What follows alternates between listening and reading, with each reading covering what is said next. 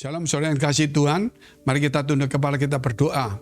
Bapa kami yang ada dalam surga, Bapa yang baik yang kami kenal di dalam nama Tuhan Yesus. Tuhan, pada malam hari ini beri kepada kami ketenangan, damai sejahtera kasih-Mu. Tuhan, kami sepanjang hari telah penat bekerja, kami banyak masalah, persoalan, pergumulan. Tuhan, tolonglah kami, berikan kepada kami iman, pengharapan, dan Tuhan, tolonglah kami supaya kami boleh menerima berkat dari Tuhan. Ampuni segala dosa salah kami. Buat supaya kami, Tuhan, di dalam doa malam ini, kami boleh menerima firman-Mu. Supaya hati kami yang gelisah diisi dengan firman yang hidup. Supaya iman kami boleh tumbuh dan kami punya pengharapan yang pasti. Dan Roh-Mu Kudus ada dalam hidup kami, menuntun kami. Supaya kami mampu untuk melakukan, menghadapi hari-hari yang berat maupun hari-hari yang sedang, yang ada persoalan maupun tidak ada persoalan. Tuhan, bagi kami berdoa juga untuk mereka yang tidak bisa tidur. Mereka kena insomnia, paranoid, mereka penuh kekhawatiran, ketakutan, kecemasan, banyak pikiran atau tidur. Mereka tidak nyenyak, kurang tidur, atau mimpi-mimpi yang buruk, yang gelisah di dalam tidurnya karena banyak hal yang menghantui pikirannya. Sehingga ada juga mereka yang tidak tidur, Tuhan, kena penyakit schizophrenia, yaitu karena sekian hari tidak bisa tidur sehingga mendengarkan suara aneh-aneh, yaitu suara dunia dan setan. Kiranya Tuhan berikan kepada kami tidur yang nyenyak, supaya Tuhan kami boleh bangun pagi dengan tubuh segar, sembuh pulih, dan Tuhan supaya hidup kami boleh menjadi berkat. Berikan mimpi yang indah dalam pergumulan kami, dalam pekerjaan, rumah tangga, kesehatan, Tuhan, karir, studi, perjodohan kami, semuanya Tuhan tolong. Bahkan yang sakit Tuhan sembuhkan dalam nama Yesus. Haleluya, amin. Saudara yang dikasihi Tuhan, ada 3 hal yang kita mau merenungkan pada malam ini. Sebelum kita tidur, supaya kita tidur nyenyak, bangun pagi dengan harapan, dan kita akan melakukan perkara besar bersama Tuhan. Jangan takut dengan persoalan-persoalan yang kita hadapi. Jangan dibawa tidur, yakinlah, taruhlah, biar itu diangkat oleh Tuhan. Dan besok kita diberi oleh Tuhan sesuatu yang baru. Masalah persoalan pada malam mau tidur, taruh di keranjang saudara sampah itu, biar nanti malaikat membuangnya dan kemudian diberikan keranjang berkat dari Tuhan. Haleluya. Oleh sebab itu pentingnya kita percaya firman Tuhan. Karena kalau kita tidak percaya, maka firman yang kedua menjadi hakim bagi kita. Dan jikalau kita percaya, maka firman itu memberikan kepada kita hidup kehidupan. Sehingga saudara, masa depan kita menjadi hidup, pengharapan kita menjadi hidup, rezeki kita hidup, semangat kita hidup, semuanya menjadi hidup. Terutama iman dan rohani kita menjadi hidup, saudara. Banyak orang nggak bisa tidur, makan obat tidur, sampai saudara dia macam-macam melakukan semuanya. Akhirnya jatuh sakit, apalagi masa COVID ini. Orang yang kurang tidur, saudara, itu mudah kena flu dan tertular penyakit. Nomor 1, jangan stres, jangan kurang tidur. Dan kedua, cukup makan. Dan yang keempat, olahraga ringan. Tetapi semua ini bisa didapat kalau ada damai sejahtera dari Tuhan. Haleluya. Kalau kita nggak ada damai, siapa di dunia nggak ada masalah? Semua ada masalah. Kalau ada masalah, bagaimana kita bisa tidur, Pak? Karena ada Tuhan, ada firman-Nya yang menjanji kita dan menolong kita. Bagaimana kita, saudara, bisa tidak stres? Karena Tuhan memberikan kepada kita, yaitu jalan keluar. Roh Kudus menuntun kita. Firman-Nya menjadikan apa yang tidak menjadi ada. Kita tetap kuat, semangat, percaya. Bagaimana kita makan cukup? Nah, karena kita tidak disibukkan dengan perkara-perkara dunia, sehingga saudara kita makannya tertib, saudara. Karena kita diberkati, maka doa seperti doa Bapak kami, berilah kami pada hari ini makanan kami secukupnya. Saudara, itu bagus sekali. Bagaimana kita bisa olahraga ringan? Oh jelas, saudara, karena Tuhan telah menolong kita, membantu kita dalam segala kelemahan kita, sehingga pekerjaan kita ini menjadi tidak sesulit jikalau tanpa Tuhan. dengan Tuhan menjadi lebih mudah, walaupun tidak semudah yang kita pikir, karena kita juga sedang dilatih Tuhan. Oleh karena itu saudara, kita melihat ada 3 hal, yaitu kita harus percaya akan perkataan Yesus, karena itu datang dari Bapa di surga. Kalau kita nggak percaya, firman itu menjadi hakimnya, yaitu saudara, kita tidak menerima kehidupan berkat dari Tuhan. Ketiga, ketika percaya firman itu, berarti firman itu akan memberikan kehidupan pada kita.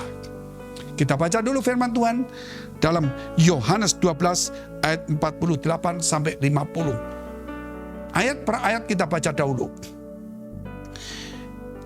Yohanes 12 ayat 48.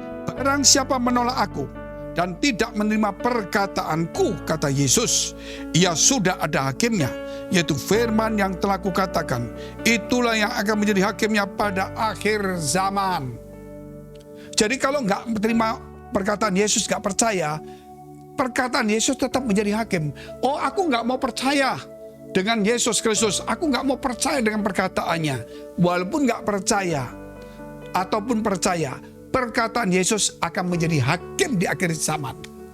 Barang siapa percaya kepadaku, peroleh hidup kekal. Itu menjadi hakim. Ketika kita percaya, perkataan menjadi hakim. Kamu percaya Yesus? Percaya, hidup kekal. Barang siapa tidak percaya kepadaku, akan peroleh hukuman kekal. Saudara, aku nggak percaya. Aku nggak mau baca firman ini. Tetap firman itu mengatakan nggak percaya dapat hukuman kekal. Itulah hakimnya. Jadi percaya atau nggak percaya kepada Yesus, tetap perkataan Yesus menjadi hakim.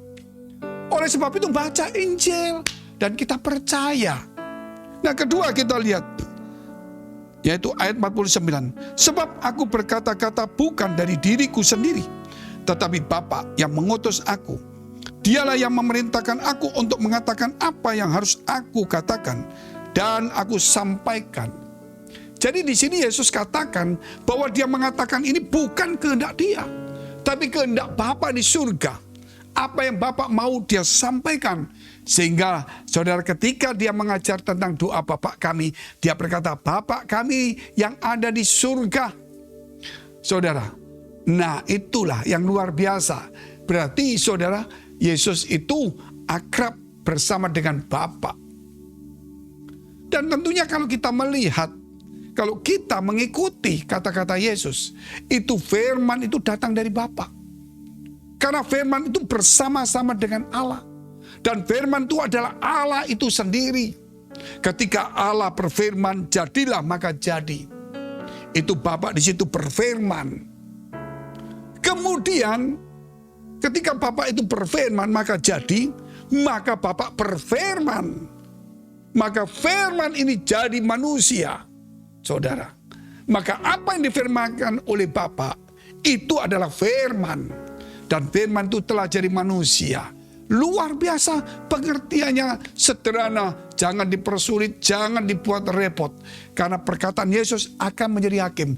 Jadi percaya saja, sederhana, dan itu bukan sesuatu yang sukar.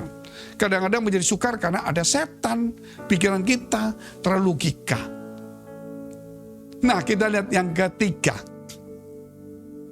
Ayat ke-50. Dan aku tahu bahwa perintahnya, yaitu Bapa, itu adalah hidup yang kekal. Jadi apa yang aku katakan, aku menyampaikannya sebagaimana yang difirmankan oleh Bapa kepadaku. Jadi firmannya, perkataannya, perintahnya adalah hidup yang kekal. Karena Yesus dapatkan itu dari firman yang Bapa firmankan. Kemudian firman yang Bapa firmankan menjadikan sesuatu. Dan kemudian Bapa memfirmankan kembali. Kemudian firman yang difirmankan ini telah menjadi manusia.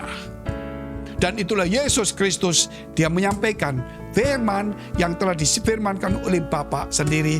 Dan firman itu telah jadi manusia.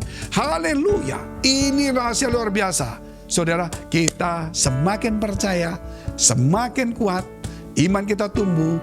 Saudara, kita hidup kekal, damai sejahtera. Kita tidak takut khawatir walaupun ada. Kita tidak cemas, kita tidur nyenyak Walaupun kadang-kadang ada persoalan, kita mimpi indah, kita dilepaskan insomnia, paranoid, kita dijauhkan dari skizofrenia, bahkan disembuhkan. Mari kita tunduk kepala kita berdoa. Tumpangkan tanganmu di bagian yang dadamu. Jikalau engkau punya pergumulan, masalah yang tadi saya katakan, tidak bisa tidur, insomnia, paranoid, skizofrenia, takut, khawatir, cemas, mimpi buruk, dan sebagainya. Dan jikalau kita hilang harapan, ada persoalan, masalah, tantangan, pergumulan, rumah tangga, kesehatan, ataupun juga dalam keuangan, studi, jodoh, masa depan, semangat, putus asa, kiranya Tuhan menolong engkau. Bagi engkau yang sakit, tumpangkan tangan bagian sakit. Di dalam nama Yesus, yang sakit menjadi sembuh, pulih. Biarlah segala dosamu diampuni, dan imanmu menyembuhkan dan memulihkan engkau. Demikian juga yang di dalam pergumulan masalah, yang tumpangkan di dada. Biar damai sejahtera kasih kuasa Tuhan turun padamu. Biar Tuhan memberkati hidupmu, memberikan masa depan, pengharapan, kesegaran, kekuatan, tidur nyenyak, mimpi indah, jiwa yang segar, dan berkat-berkat surgawi dan duniawi. Dalam nama Yesus, haleluya. Amin. Jikalau saudara masih membutuhkan pelayanan doa dan konseling, silakan hubungi nomor yang tertera. Sampai jumpa. God bless.